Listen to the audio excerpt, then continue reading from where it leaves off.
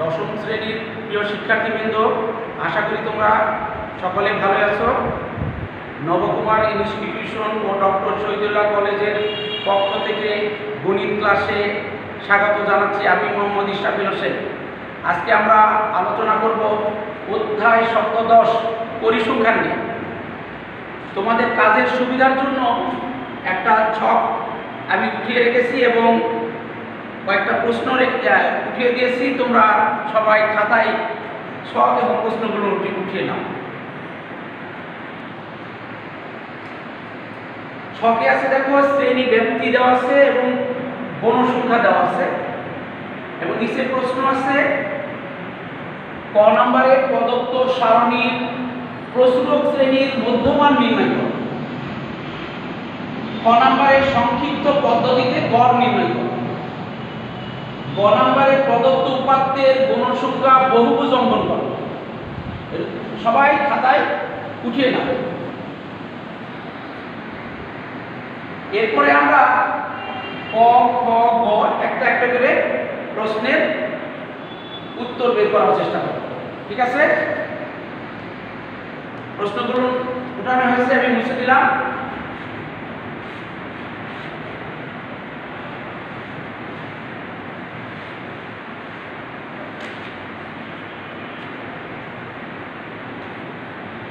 ক নম্বরে দেখো প্রদত্ত সারণীর প্রসূরক শ্রেণীর মধ্যমান নির্ণয় করতে হবে। এই যে ছক দেওয়া আছে এখানে প্রসূরক শ্রেণী, প্রসূরক মানে সবচেয়ে বেশি জিনিস আছে। তো এখানে সবচেয়ে বেশি গণসংখ্যা কত আছে? এখানে 5, 8, 13, 15, 35, 25, 5, 4। এখানে দেখা যাচ্ছে সবচেয়ে বেশি গণসংখ্যা 35 আছে। 35 কোন শ্রেণীতে আছে? 61 থেকে 70 শ্রেণীতে। তাহলে এটা হচ্ছে প্রসূরক শ্রেণী। ঠিক আছে, তাহলে খাতায় লিখবো সবাই।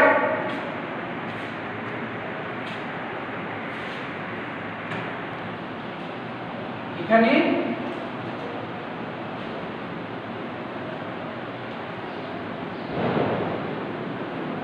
সর্বাধিক গণসংখ্যা কত আছে? 35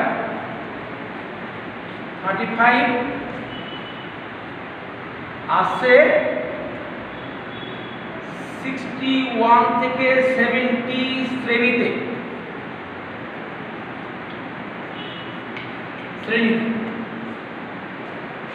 অতএব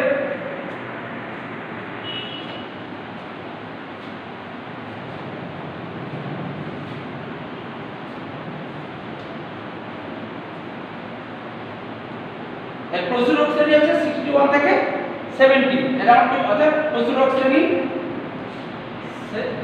61 থেকে প্রসূরক শ্রেণী হচ্ছে এটা 61 থেকে 70। আর এখানে বলা আছে প্রসূরক শ্রেণীর মধ্যমান নির্ণয় করতে। মধ্যমান তার মানে এই শ্রেণীর মধ্যের মান। মধ্যমান আমরা কিভাবে পাই? আমরা জানি প্রথম সংখ্যা এবং শেষ সংখ্যা এই দুটো সংখ্যা যোগ করে যদি 2 দিয়ে ভাগ করি তাহলে আমরা মধ্যমান পেয়ে যাব। ঠিক আছে,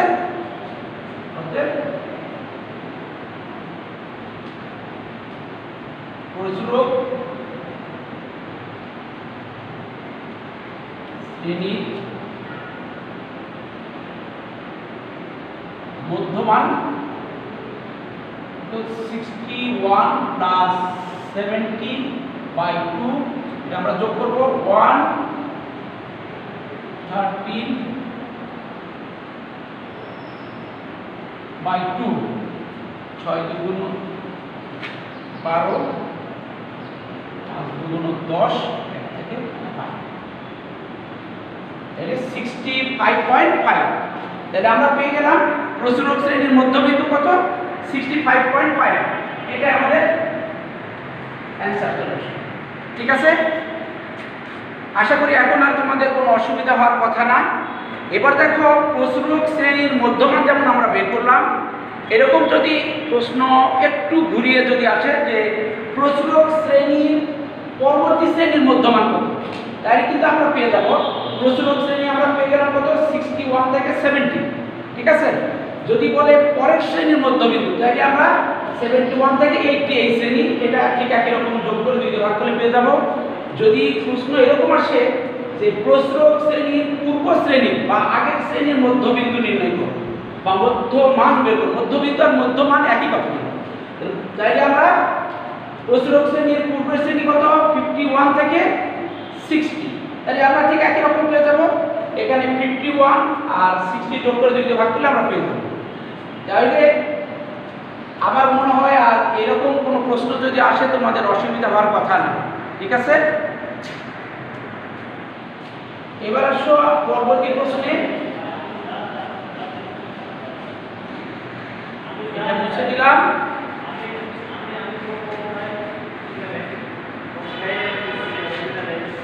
এবার দেখো তোমাদের 6 নাম্বার প্রশ্নে বলা আছে সংক্ষিপ্ত পদ্ধতিতে গড় নির্ণয়।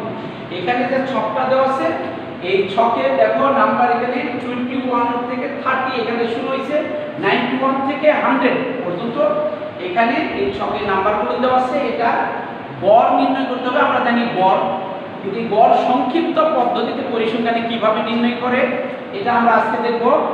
এই গড় নির্ণয় করার সংক্ষিপ্ত পদ্ধতিতে গড় নির্ণয় করার জন্য আমাদের 5টা ঘর অঙ্কন করতে হবে। খারাপভাবে দেখো, ক নাম্বার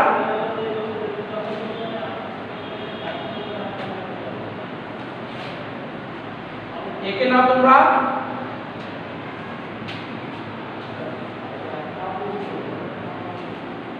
এক 2 3 4 5।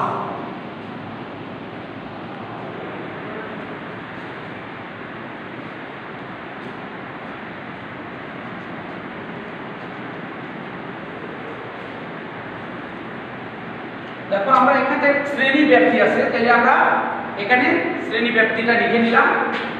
লিখে নাও সবাই, শ্রেণী ব্যক্তি। শ্রেণী ব্যক্তি, এই শ্রেণীর মধ্যবিন্দুগুলো আমাদের দরকার হবে। তাহলে আমরা এই ঘরে লিখে নিব শ্রেণী মধ্যবিন্দু বা মধ্যমান।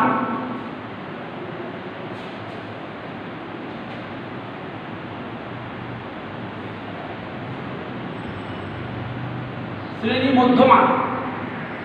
এরপরে আমরা লিখব গণসংখ্যা।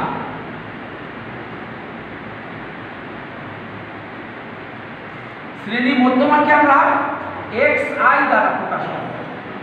কি দ্বারা? xi। আর গণসংখ্যা যে ফ্রিকোয়েন্সি fi দ্বারা প্রকাশ করা হবে, fi দ্বারা। তাহলে শ্রেণী ব্যক্তি, শ্রেণী মধ্যমান, গণসংখ্যা। এরপরে আরেকটা ধরো বিচ্যুতি।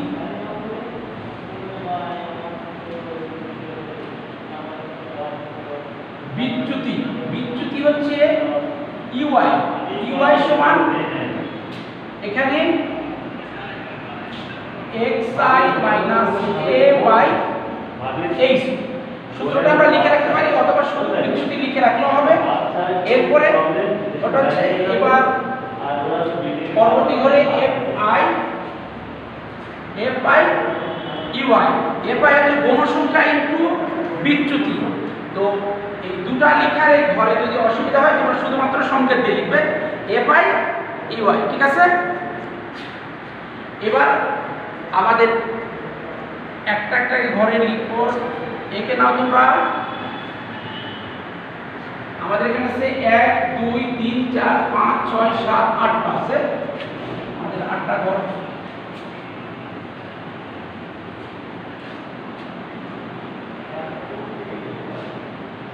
লিখে নাও সবাই।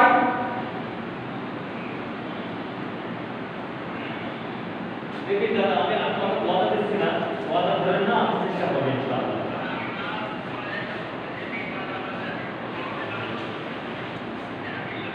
1 2 3 4 5 6 7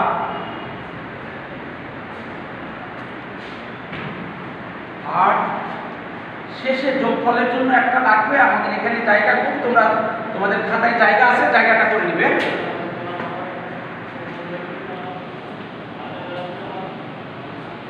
এবার দেখো আমরা শ্রেণী ব্যক্তিগুলো একটাকে লিখে নিব। তোমরা সবাই লিখে নাও 21 থেকে 30, 31 40, 41 থেকে 50, 51, 60, 61 থেকে 70, 71 থেকে 80, 81 থেকে 90, 91 থেকে 100। ঠিক আছে, এবার দেখো আমরা গণসংখ্যাটা লিখে নেই। এখানে 5, 8, 13, 15, 35, 25, 5, 4। আমাদের এখানে টোটাল এটা আমরা করতে পারি, আমরা যদি যোগ করি তাহলে কত হয়, ক্যালকুলেটরে সবাই যোগ করে নাও। আর দেখো শ্রেণী ব্যাপ্তি আছে আমাদের, শ্রেণী মধ্যমান আমরা ক নাম্বারে করেছি, মধ্যমান নির্ণয় করতে গেলে দুটো যোগ করে 2 দিয়ে ভাগ। তাহলে আমরা এটা করতে পারি। দেখো মধ্যমান 21 প্লাস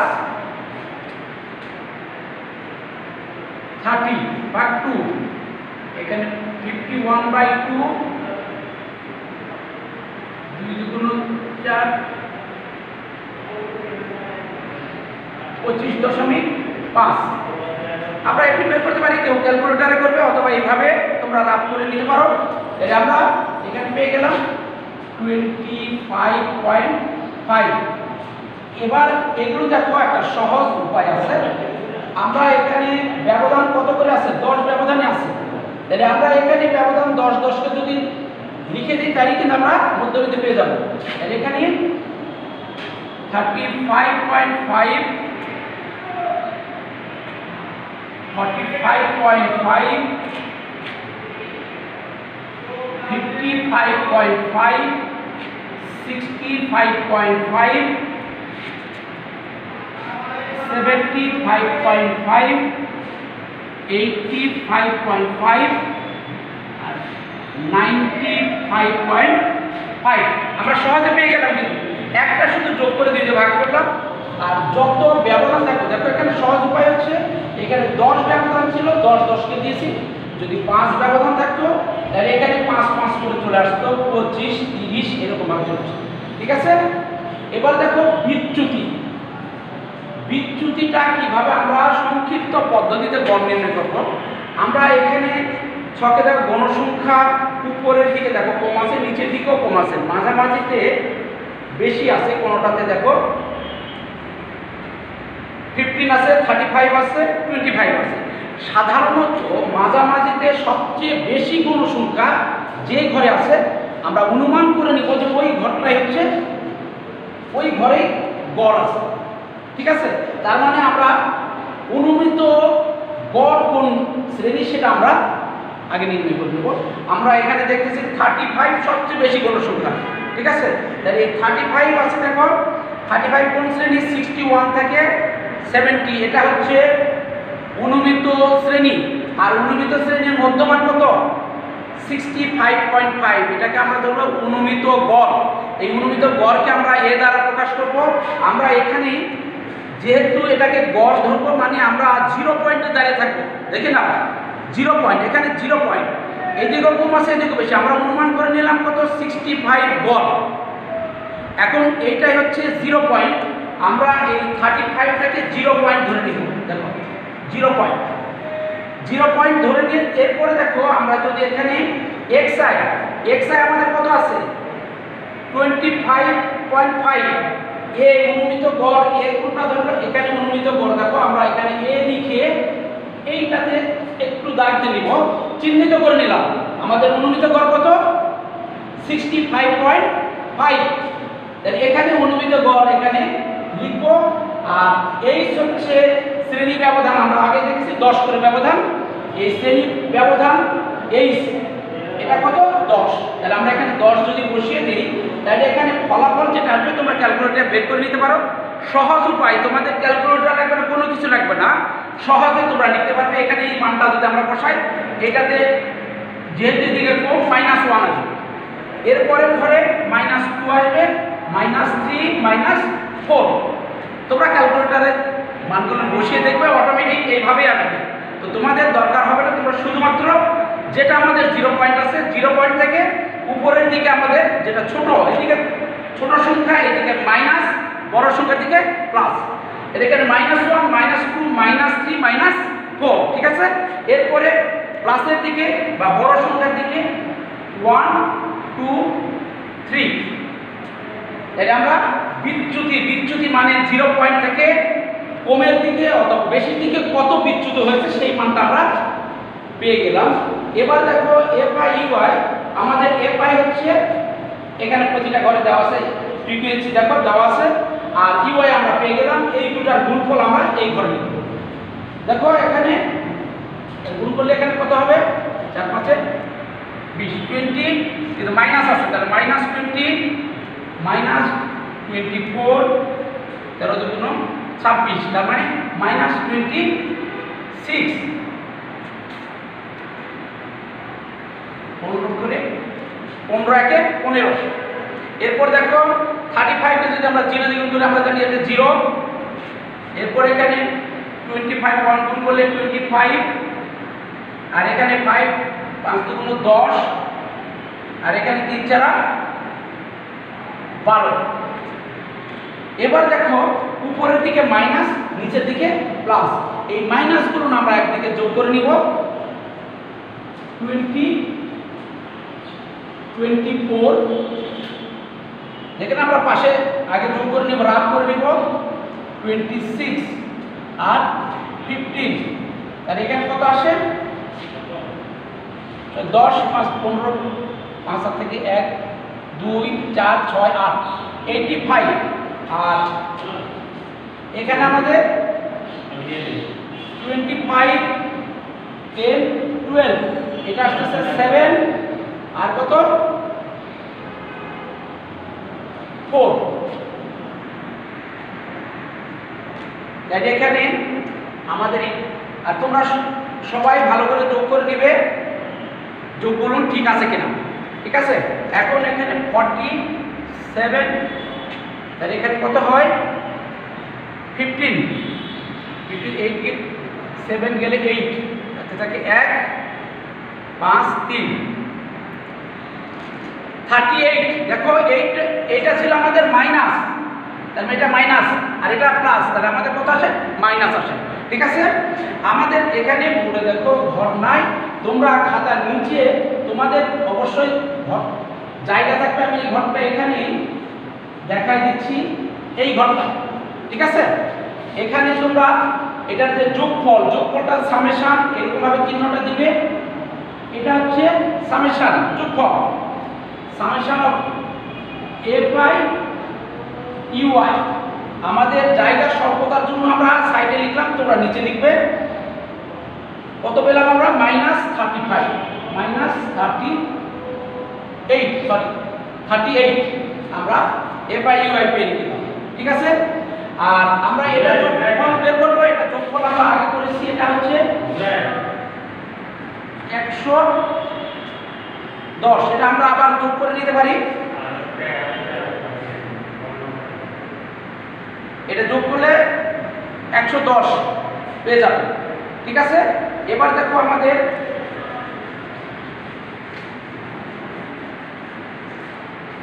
এবার আমরা গড় নির্ণয় করব। গড় নির্ণয়ের সূত্র আমরা জানি, তোমরা এই ছকের নিচে লিখবে, ঠিক আছে। নিচে যে জায়গা থাকবে এই জায়গা অথবা জায়গা না থাকলে পরের পৃষ্ঠায় লিখবে। গড় ইকুয়াল টু, গড় হচ্ছে আমাদের a, এই যে অনুমিত গড় যেটা আছে a plus summation of FI/UI by n into h। আমরা জানি এর মান কত, এর মান আমরা পেয়েছি 65.5। এরপরে সামেশন অফ FI/UI এটা -38, n এর মান হচ্ছে 110 110, আর h আমরা জানি এখানে ব্যবধান আমাদের এখানে আছে কত 10, এর মানগুলো আমরা বসিয়ে দেই। 65.5 প্লাস মাইনাস 38 বাই 1 ইন্টু 10।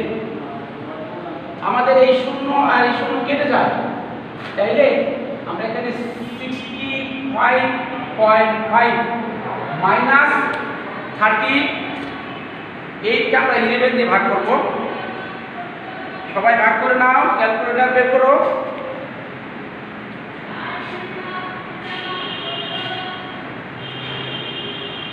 কত? 38 ভাগ 11, 3.4545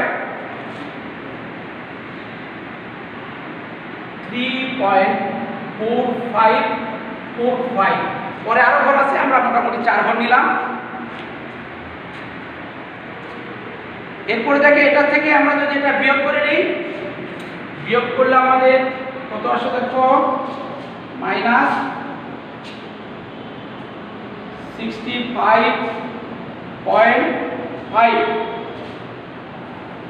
এটা আসে 62.045, 62.045।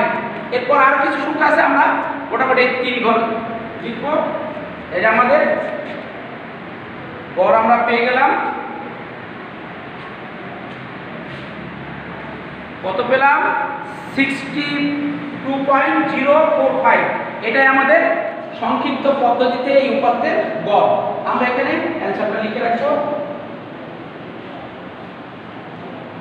আর এখানে সংখ্যা আমরা লিখলাম না, এটা প্রায় লিখতে পারো, তবে পরিসংখ্যানের হিসাবটা সবকিছুই আমাদের মানে আসন্ন মান বা প্রায় মান, এই জন্য লিখলে হবে, না লিখলেও চলবে আমাদের, তবে তোমরা প্রায় লিখে রাখতে পারো। প্রায় লিখে রাখতে পারো। এটা আমাদের এই ছক থেকে আমরা 6 নম্বরের উত্তরটা পেয়ে গেলাম, সংক্ষিপ্ত পদ্ধতিতে গড়। আবার একটু দেখো, আমরা একটু পর্যালোচনা করে দেখি, যদি কারো সমস্যা থাকে আর দেখে নিবা। আমরা ছকটা এখানে 5টা ঘর এঁকে নিলাম, খারাপ ঘর কয়টা? 5টা। এরপরে দেখো আমরা শ্রেণী মধ্যমান নির্ণয় করে নিলাম, বিচ্যুতি নির্ণয় করলাম। বিচ্যুতি আমরা কিভাবে নির্ণয় করি এটা আমরা দেখেছি, সূত্র লিখেছি আমরা। FI UI বের করেছি, সামেশন অফ FI UI এটাও বের করলাম। এরপরে আমরা গড়ের সূত্র জানি, অনুমিত গড় A plus summation of FI UI by N into H। এইটাতে আমরা যখন মান বসিয়ে দিলাম, আমরা ক্যালকুলেটরে আমরা ফল পেলাম কত? গড় 62.045। ঠিক আছে? এটা আশা করি এরকম যে কোনো ছক থেকে তোমরা সংক্ষিপ্ত পদ্ধতিতে এই সমাধানটা যদি প্র্যাকটিস করো, তাহলে যে কোনো ছক থেকে তোমরা গড় নির্ণয় করতে পারবে। ঠিক আছে? এরপর দেখো, এরপরে আমরা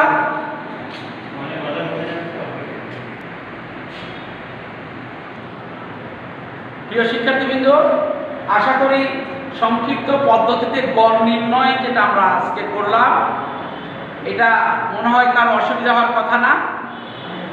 তোমরা বাসায় এই একই রকম ছক দিয়ে আবার প্র্যাকটিস করবে। কোনো অসুবিধা যদি হয় পরবর্তী ক্লাসে আবার জানাবে, ওটা নিয়ে আবার আমরা আলোচনা করব, কোনো সমস্যা হবে না। তবে তোমরা অবশ্যই প্র্যাকটিস করবে। আর গ নাম্বার যে অ্যানসারটা, ওটাতে গ্রাফ পেপার লাগবে। ওখানে কি আছে তোমাদের প্রশ্নে দেখো, প্রদত্ত সারণী থেকে প্রদত্ত সারণীর গণসংখ্যা বহুভুজ অঙ্কন করতে হবে। এই গণসংখ্যা বহুভুজ অঙ্কনের জন্য গ্রাফ পেপার লাগবে। তোমরা আগামী ক্লাসে সবাই গ্রাফ পেপার নিয়ে রেডি থাকবে এবং এই ছকটা আবার নতুন করে উঠিয়ে রাখবে। এই ছক থেকে আমরা গণসংখ্যা বহুভুজ কিভাবে অঙ্কন করতে হয় এটা আমরা বিস্তারিত আলোচনা করব। আজকের মতো ক্লাস এটুকুই। ধন্যবাদ।